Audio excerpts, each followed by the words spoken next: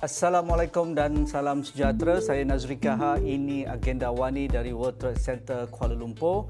Biarpun pihak Kementerian Kesihatan Malaysia menafikan kekurangan ubat-ubatan berlaku di seluruh negara dan banyak ubat-ubat yang tidak ada ataupun tidak dapat dibekalkan oleh pihak hospital ataupun farmasi, tetapi ia menyatakan bahawa ubat-ubatan hanya melibatkan ubat-ubatan tertentu sahaja dan berlaku di beberapa bandar utama sahaja. Dan pihak Kementerian Kesihatan dengan kerjasama pihak swasta sedang melakukan perkara-perkara yang tertentu untuk memastikan bekalan akan dapat diteruskan semula dan begitu juga bagi mengatasi beberapa kekurangan di hospital ataupun klinik swasta, beberapa langkah alternatif sudah pun diberikan oleh pihak Kementerian Kesihatan Malaysia. Walau apapun, ia masih berlaku dari cerapan dan juga rungutan orang ramai di beberapa bandar termasuk di Lembah Kelang. Berlaku kekurangan bagi ubat-ubat seperti ubat untuk demam, ubat batuk dan juga ubat sesama misalnya, dan kebetulan negara sedang dilanda dengan penyakit tangan, kaki dan mulut ataupun HFMD yang begitu tinggi berbanding beberapa tahun lalu sebelum kita dilanda pandemik COVID-19. Dan kita nak tahu apa sebenarnya punca kekurangan ubat ini dan apakah langkah yang wajar kita lakukan kerana dunia sedang bergerak untuk pulih semula dalam transisi endemik ini. Begitu juga bekalan ubat bergantung kepada bahan-bahan mentahnya. Adakah bahan-bahan mentah ini terganggu akibat perang di antara Rusia dan juga Ukraine ataupun gergasi farmaseutical yang berpusat ataupun berpangkalan di China dapat beroperasi dengan skala yang biasa kerana kita tahu dengan dasar sifar COVID menyebabkan beberapa bandar utama termasuk Shanghai terpaksa dilakukan lockdown dan sudah menghampiri 2 bulan walaupun mula dibuka perlahan-lahan di ibu kota ataupun kota raya Shanghai. Jadi adakah dengan rantaian global yang diganggu ini akibat lockdown di China ini menyebabkan syarikat-syarikat besar bermasalah untuk mengeluarkan dengan kapasiti yang mungkin sedikit meningkat akibat permintaan apabila pandemik sudah pun melalui transisi endemik pada ketika ini. Jadi Profesor Dr. Muhammad Rusli Abdullah, Presiden Persatuan Pakar Perubatan Kesihatan Awam Malaysia ataupun PPPKAM, bersedia di talian Google Meet pada malam ini. Assalamualaikum Prof, apa khabar? Waalaikumsalam. Alhamdulillah, khabar baik Tuan Haji. Prof, dari pemerhatian dan juga penelitian beberapa kenyataan akhbar ataupun kenyataan media oleh pihak KKM dan juga pemerhatian di lapangan sendiri, apa sebenarnya yang berlaku? Adakah benar kekurangan ubat-ubatan di negara kita? Isu ubat sebenarnya adalah isu yang amat penting dan apabila kita mendengar tentang khabar, sama ada ianya khabar yang betul ataupun khabar angin tentang kekurangan bekalan ubat dan sebagainya, sudah tentulah ia mencetuskan kebimbangan di kalangan masyarakat. Dan kalau kita baca tentang kenyataan-kenyataan yang dikeluarkan oleh berbagai pihak, ya, termasuk YBMK, Kementerian Kesihatan Malaysia, Pharmaniaga dan sebagainya, maka kita dapati bahawa terdapat beberapa persamaan daripada segi kenyataan-kenyataan yang diberikan dan juga beberapa pencanggahan daripada sentimen dan juga apa yang didengar dan diketahui oleh masyarakat umum. Berdasarkan kepada berita-berita di lapangan, sebenarnya memang kita akui bahawa terdapat kekurangan bekalan-bekalan di kalangan pengamal-pengamal perubatan, sama ada swasta, ya, ataupun di hospital dan sebagainya. Cuma sama ada ianya kritikal sehingga kan boleh menyebabkan pembelian panik dan sebagainya, maka masih terlalu awal sebenarnya untuk kita menyatakan. Dan bagi Kementerian Kesihatan Malaysia pula, saya rasa pada peringkat ini saya menjangkakan bahawa mereka tidak akan mempunyai masalah oleh kerana apabila sistem kesihatan itu berada di tahap yang baik dan sistem pengurusan kesihatan juga baik, maka sudah pastilah kita akan berupaya mengenal pasti sekiranya berlaku kekurangan bekalan, di manakah kekurangan bekalan ini berlaku, dan kita sepatutnya boleh meneutralkan kekurangan bekalan ini dengan mengambil bekalan-bekalan daripada tempat-tempat lain. Oleh kerana rangkaian kesihatan kita ini kalau kita lihat adalah pada masa ini masih lagi di tahap yang baik. Ya, Prof. Dari pemerhatian Prof. Dr. Muhammad, apakah jenis ubat-ubatan yang dikatakan sukar didapati di farmasi swasta ataupun di hospital swasta yang menyebabkan dikatakan ada belian panik itu? Sebenarnya terdapat beberapa jenis ubat yang menimbulkan bukan sahaja kebimbangan tetapi juga kesulitan di kalangan pengamal-pengamal perubatan, dan ini sebenarnya bukan hanya tertakluk kepada beberapa jenis ubatan, kerana ada ubat-ubat yang digunakan untuk merawat penyakit diabetes umpamanya, hipertensi dan sebagainya. Maka terdapat kelewatan dari segi penghantaran bekalan ubatan tersebut. Jadi ia tidaklah sampai ke satu peringkat yang mana tidak ada bekalan ataupun kekurangan bekalan untuk rawatan, tetapi mungkin kelewatan. Tetapi yang paling nyata ialah terdapatnya kekurangan bekalan ubat yang melibatkan perawatan seperti demam, batuk, sesama dan sebagainya. Dan ini mungkin disebabkan oleh permintaan yang tinggi, oleh kerana kita tahu bahawa apabila kita transition kepada endemik ya, untuk COVID-19 umpamanya, tetapi kita masih lagi mendapat jangkitan-jangkitan penyakit dan pesakit-pesakit yang mendapat gejala-gejala ringan ataupun sederhana teruk. Dan mereka ini biasanya memerlukan ubatan-ubatan untuk merawat demam, batuk dan sesama dan sebagainya. Jadi oleh kerana terdapat peningkatan yang tinggi ini, maka mungkin di setengah-setengah tempat, terutamanya di bandar-bandar kecil yang mana mungkin pengantaran bekalan dan supply-nya adalah tidak tidak begitu cepat, ya, tidak begitu bagus, kemungkinan akan terjadi kekurangan bekalan. Ya. Selain kita dengar alternatif ataupun langkah-langkah jangka masa pendek yang disyorkan oleh pihak-pihak yang tertentu termasuk dari YBKJ sendiri, bahawa jaminan bekalan ubat-ubatan akan dapat dibekalkan kepada pihak-pihak ataupun hospital ataupun klinik yang terlibat, tetapi bagi doktor sendiri melihat dengan isu ini, ia mungkin memberikan sedikit kesedaran dan bagaimana kita bergerak ke hadapan bahawa kesinambungan bekalan ubat-ubatan ini amat penting supaya pesakit dan juga rakyat di negara kita ini menerima ubat-ubat yang berkualiti, yang selamat dan berkesan kepada rakyat. Apa jaminannya? Terdapat banyak sebab mengapa terjadinya kekurangan bekalan ubat. Yang pertamanya adalah disebabkan oleh pengilang ataupun pengeluar. Dan kita tahu bahawa ada ubat-ubat yang kita import daripada luar negara.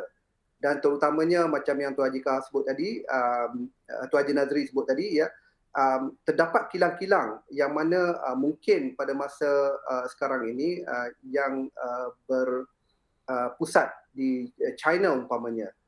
Oleh kerana kesan polisi yang dilaksanakan untuk mengawal dan mengekang COVID-19 menyebabkan mereka tidak dapat mengeluarkan ubat-ubatan tertentu dalam jumlah yang sepatutnya. Dan juga mungkin oleh kerana kekurangan pekerja yang terpaksa dikuarantin ataupun terpaksa mengambil cuti oleh kerana jangkitan COVID dan sebagainya. Dan ada juga kilang-kilang yang sebenarnya tidak mampu untuk beroperasi sepenuhnya lagi pada masa ini oleh kerana kesan daripada pandemik 19 yang masih lagi sebenarnya berterusan kalau kita lihat kepada keadaan COVID-19 di seluruh dunia umpamanya. Tetapi tidaklah seteruk sebagaimana 2-3 tahun lepas, ya.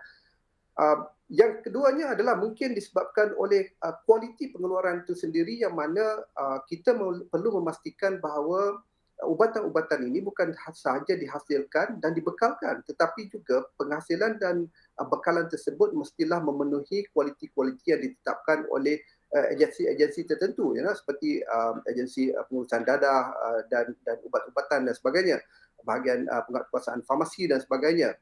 Dan ada juga kekurangan bekalan ini disebabkan oleh kekurangan bahan mentah ataupun bahan asas untuk membuat ubat-ubatan tersebut. Dan ini sebenarnya banyak faktor. Yang pertamanya ada yang mengatakan bahawa ia disebabkan oleh krisis Rusia-Ukraine sekarang ini. Ada juga yang disebabkan oleh kekurangan ataupun pemberhentian bekalan bahan-bahan mentah ini daripada sumber-sumber asalnya seperti daripada negara China dan India umpamanya. Jadi oleh kerana kekurangan bahan mentah ini, ia menyebabkan walaupun kita mempunyai kilang untuk mengeluarkan ubatan sendiri, maka sudah tentulah ianya juga akan menjejaskan pengeluaran oleh kerana kita tidak mendapat bekalan mentah tersebut. Dan ada juga disebabkan oleh dalam situasi ekonomi yang kita panggil a balance of between supply and demand, ya. Kerana ada ubatan-ubatan yang walaupun dibekalkan dalam kuantiti yang sepatutnya mencukupi dalam keadaan-keadaan biasa, tetapi oleh kerana keperluan ataupun permintaan yang tinggi disebabkan oleh penyakit-penyakit seperti gejala untuk menghilangkan gejala-gejala seperti gejala COVID-19 ataupun sekarang ni kita tengok penyakit HFMD umpamanya, ya, dan penyakit-penyakit lain, maka menyebabkan permintaan yang tinggi itu tidak dapat ditampung oleh bekalan, sedangkan bekalan tersebut walaupun berkurangan daripada biasa tetapi sepatutnya dapat memenuhi permintaan dalam keadaan-keadaan yang biasa.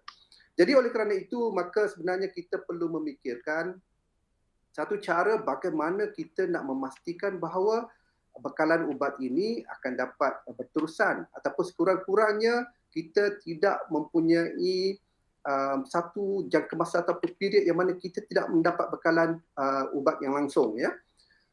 Dan banyak sebenarnya yang telah dibincangkan dalam persidangan-persidangan, dalam perjumpaan-perjumpaan untuk memastikan bagaimana kita dapat mengatasi kekurangan bekalan ini. Dan salah satu daripada cara yang dirasakan perlu adalah kita perlu meningkatkan apa yang kita panggil early warning system, ya, ataupun amaran awal tentang kemungkinan berlakunya kekurangan bekalan ataupun masalah dalam pengeluaran dan sebagainya. Dan pada masa ini sebenarnya mungkin sistem ini ada, tetapi sebagai pengguna ataupun sebagai masyarakat umum sebenarnya kita tidak mengetahui adakah sistem ini wujud, dan kalau ia wujud, adakah ianya bagus dan efisien dan sebagainya. Jadi saya rasa ini adalah satu perkara yang perlu. Dan langkah-langkah yang ditetapkan ataupun yang dikemukakan oleh YBNK umpamanya untuk memberikan pinjaman ataupun memberikan bekalan ubatan kepada pengamal perubatan swasta, klinik-klinik ataupun hospital swasta yang memerlukan, juga saya rasa adalah satu langkah yang baik untuk memastikan bahawa kesan jangka pendek dan sederhana ini dapat diatasi, tetapi mekanismenya juga perlu sesuai dan perlu dipersetujui oleh kesemua pihak. Ya, umpamanya bagaimana kita nak meminjam ubatan tersebut dan bagaimana untuk memulangkannya kembali. Ya. Adakah dalam bentuk bayaran ataupun dalam bentuk perbekalan ubat yang sama dan sebagainya. Jadi mekanisme ini perlu jelas dan mekanisme ini perlulah orang kata apa, mesra kepada bukan sahaja kepada autoriti yang memberikan pinjaman tetapi juga kepada mereka-mereka yang meminjam dan perlu memulangkan kembali bekalan-bekalan tersebut.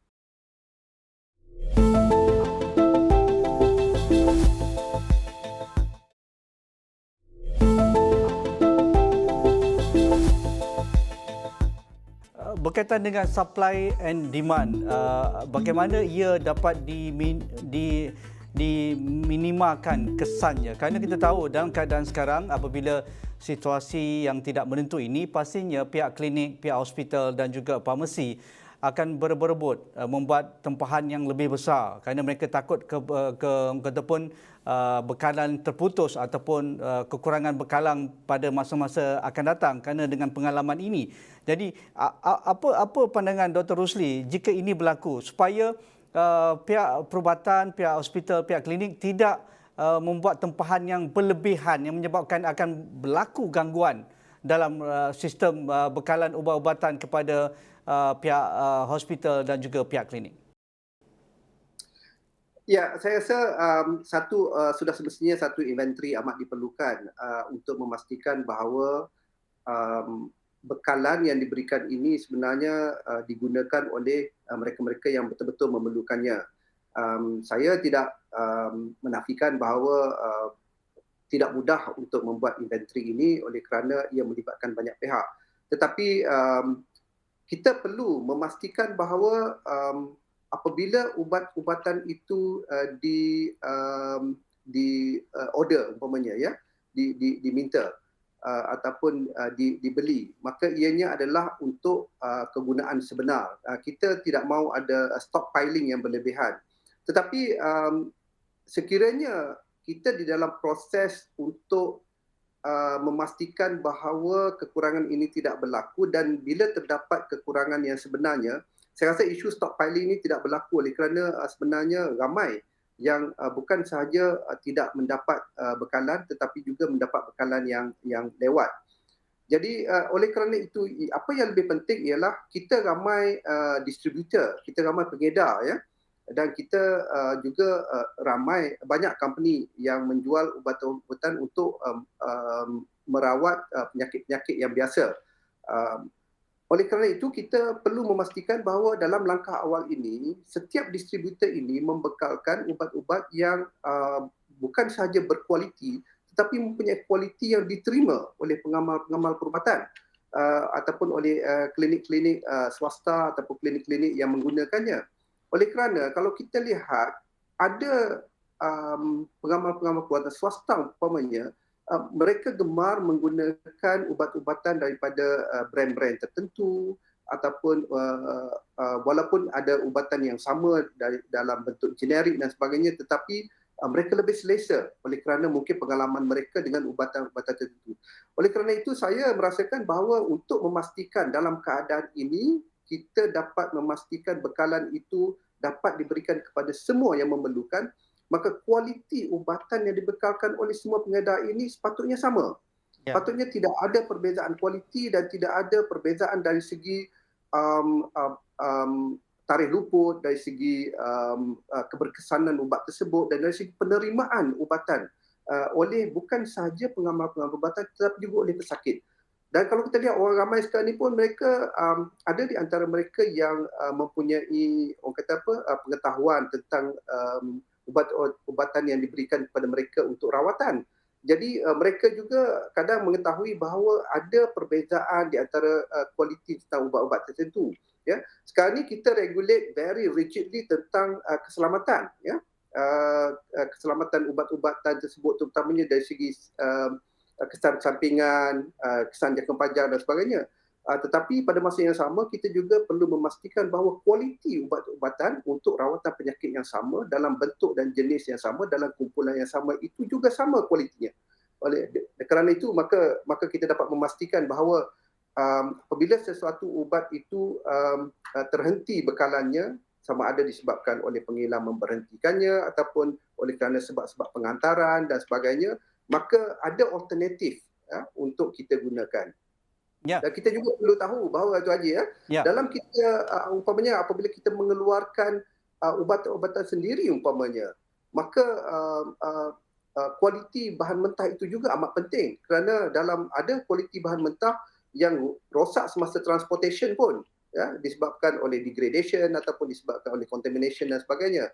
Jadi ini semua perlu diambil kira, dan satu badan untuk mengawasi semua ini maka perlulah diaktifkan apabila keadaan memerlukan. Umpamanya pada masa sekarang, apabila ada desas-desus yang mengatakan bahawa terdapat kekurangan bekalan, maka jawatankuasa ini perlulah diaktifkan untuk melihat sama ada betul ataupun tidak, berapa serius keadaan kita dan bagaimanakah langkah-langkah yang perlu diambil untuk mengatasinya. Itu yang saya nak tanya soalan susulan berkaitan yang dikatakan kekurangan ubat yang asas sekali, ubat antibiotik, ubat batuk untuk kanak-kanak, ubat selsema, ubat demam dan juga untuk rawatan seperti diabetes dan sebagainya.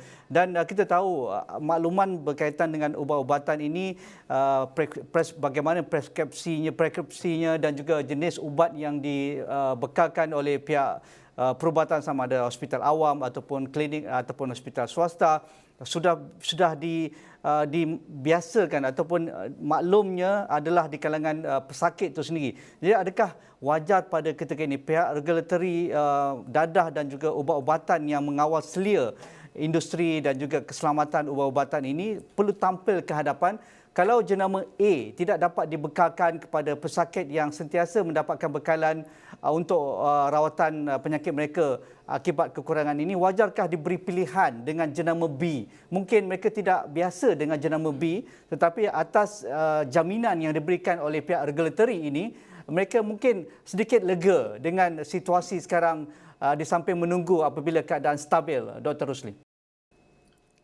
Saya rasa ini sebenarnya sudah menjadi amalan semenjak daripada dahulu lagi. Cuma pada masa itu mungkin pertukaran daripada satu jenama kepada satu jenama yang lain ini mungkin tidak begitu ketara oleh kerana ia tidak diasaskan kepada keadaan seperti yang kita bincangkan sekarang ini, iaitu kekurangan bekalan. Ya.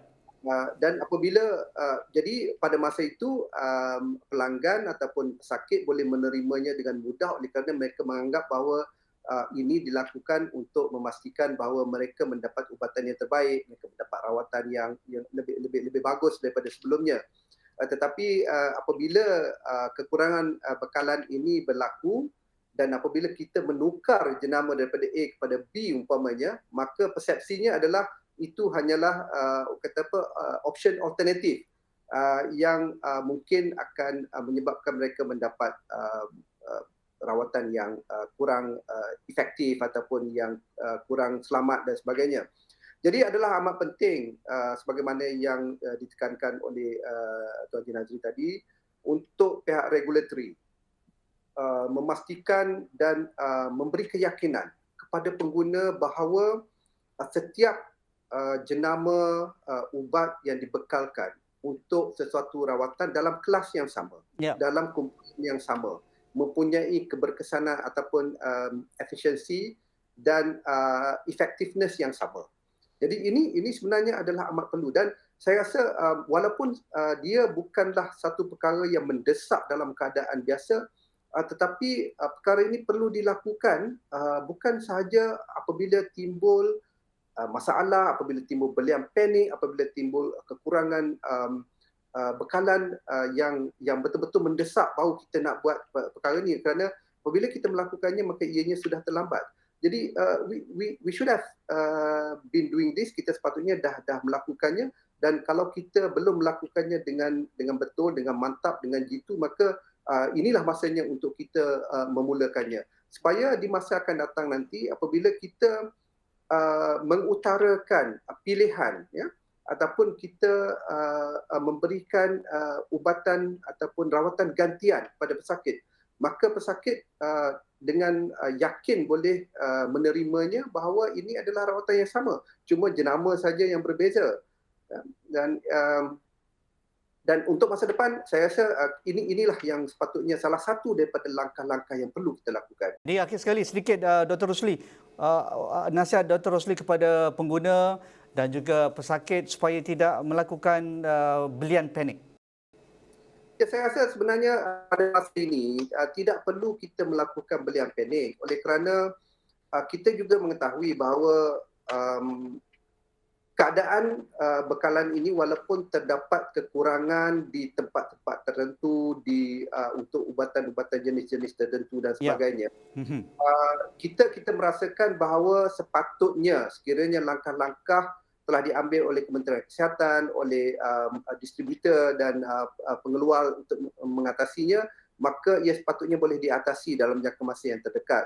Dan untuk orang kata kalau kita nak beli contohnya macam paracetamol umpamanya ya untuk demam dan sebagainya. Kalau setakat lebih sedikit daripada biasa tu saya rasa it's okay. Oleh kerana dalam keadaan sekarang pun kita tidak dapat memastikan bahawa kita tidak akan mendapat demam dan sebagainya. Tetapi untuk membeli dengan banyak untuk disimpan dan sebagainya tidak perlu buat masa sekarang. Okey, itu jaminan Prof. Dr. Muhammad Rosli Abdullah, Presiden Persatuan Pakar Perubatan Kesihatan Awam Malaysia. Saya rasa sedikit memberikan sedikit kelegaan, pencerahan kepada kita semua apa yang berlaku di hadapan mata kita berkaitan dengan kekurangan ubat di pasaran pada ketika ini ataupun di pusat-pusat perubatan sedang dilakukan perkara-perkara yang penting untuk diatasi dalam jangka masa pendek, sederhana dan juga jangka masa panjang. Terima kasih kepada Dr. Muhammad Rosli sekali lagi. Itu sahaja bersama saya Nazri Kahar dalam agenda Awani pada malam ini. Assalamualaikum. Kita jumpa lagi.